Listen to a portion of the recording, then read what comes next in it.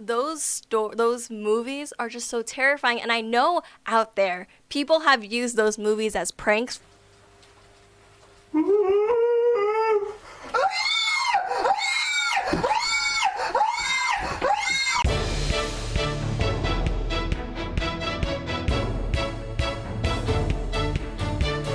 Hey guys, it's Jade and it's October, which means it's spooky season. And what better way to really embrace this Halloween spirit than to watch some scary animes?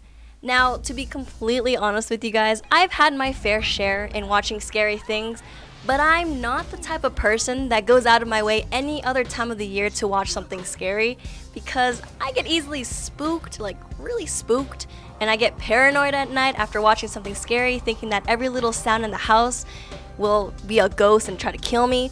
But I recently was watching this one anime called Yamishibai, Japanese Ghost Stories, and let me tell you this. It is one of the scariest and creepiest animes I have ever seen. Like, it made my skin crawl after every episode. Now, before I get into it, there are going to be some spoilers, so if you don't want to get spoiled, skip to this time. There should be a number or a time here. This anime is kind of old. It came out in 2013 and it's still going on, so there's around 7 seasons. There's a lot to watch, a lot for me to catch up on, and I have watched a solid amount of episodes, a solid 3 episodes. And this entire series is pretty much just a bunch of short stories of myths, urban legends, and rumors throughout Japan, and I mean, a lot of them are really creepy. Now, with the first episode, that episode really hooked me in, but it also left me very unsettled. But let me paint the picture for you. Like, close your eyes and imagine this. You move into this new apartment, you finally put all your boxes in, and you lay down to rest, but then you see a talisman on your ceiling, and you're kind of like, what the heck? So you pull it off, and you're like, why is there a talisman in my house? That's kind of creepy. But then what makes it extra creepy is that you look across the street and you see this lady looking at you from her window, just standing there. And you're just like, is she staring at me? Like, that's a little creepy. I'm gonna close my blinds and call it a day. So you go to the next day, you're gonna go to work.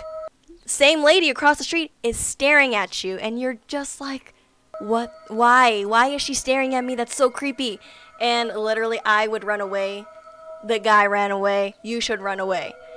But then after the day turns to night, you go home from work, you're thinking that you have to finish unpacking, and you get to your apartment door and the door's unlocked, and you're thinking, did I forget to lock the door? Not giving it a second thought, you walk in and it's dark, and you lay down, and then you see that talisman that you removed earlier.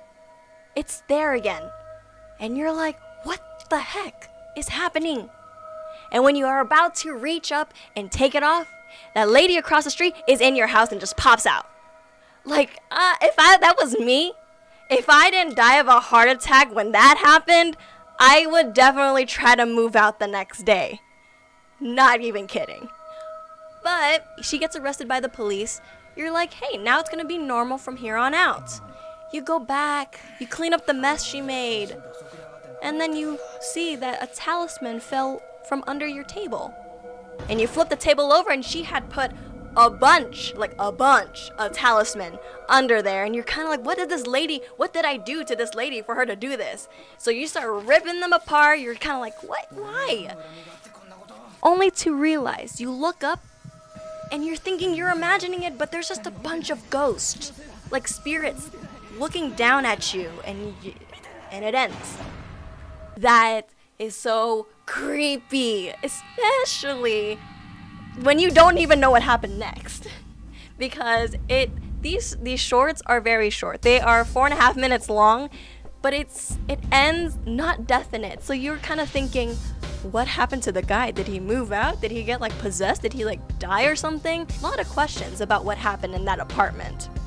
But it turns out that creepy lady across the street was trying to protect you. And now, I'm not going to continue talking about all the episodes in this series, even though I've only seen 3. I think you guys should definitely check it out, especially if you were interested in like creepypasta, because this is kind of like creepypasta. So if you were interested in that, you would definitely find Yamishiba Japanese Ghost Stories interesting and entertaining as well.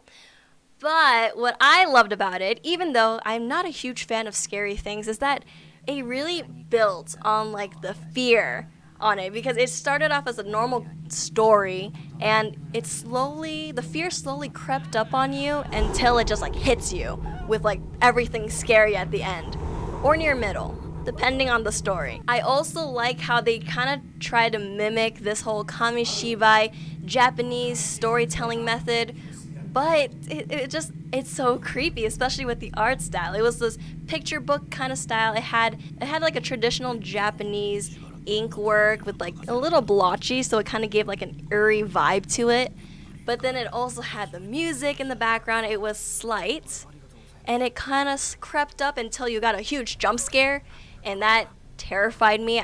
I'm surprised I didn't die of a heart attack every time there was a jump scare or some loud percussion music in the background. But from watching this anime, I'm not surprised Japan is good at making horror films or horror series, because they did have The Ring, which if you haven't seen The Ring, watch with caution. It is terrifying. And also The Grudge. Those two are the ones that I remember vividly, and I get scared every time I think about it.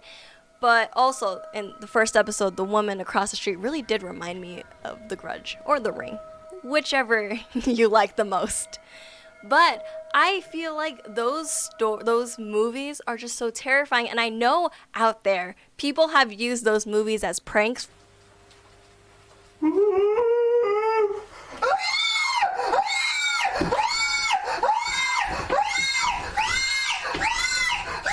Don't do that to people. I would be absolutely terrified, and I think I would die in that moment if that happened to me. So don't go out terrifying people like that, because it might give them a heart attack. Overall, though, I am definitely going to be continuing watching this series for Halloween. Don't know if I'm going to be very brave enough to watch it after Halloween, but I will definitely continue it for Halloween. But other than that, I don't know what I have planned for Halloween, especially during this time, because you can't really go out. Not like I did anything special or important for Halloween. I was always home eating candy and going on candy duty, giving out candy. But I mean, maybe it's not so different for me, but I am planning to dress up for Halloween, or at least try to. I still haven't thought of who I wanted to dress up for Halloween, because last year I did make a video about it. I was Himiko Toga, and I usually like to match my dog. So while I was Himiko Toga, my dog was a student from UA, which I made this like the training uniform that they have, the blue one. It was really cute and I loved it.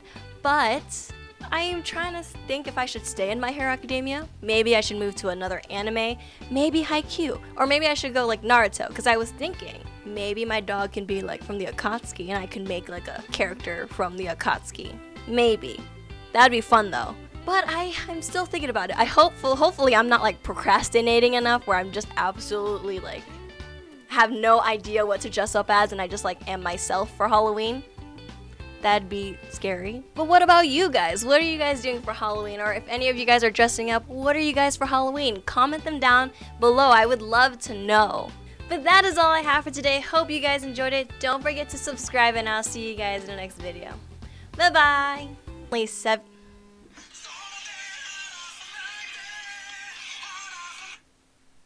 That's my dog's dinner. That scared me, actually. Okay.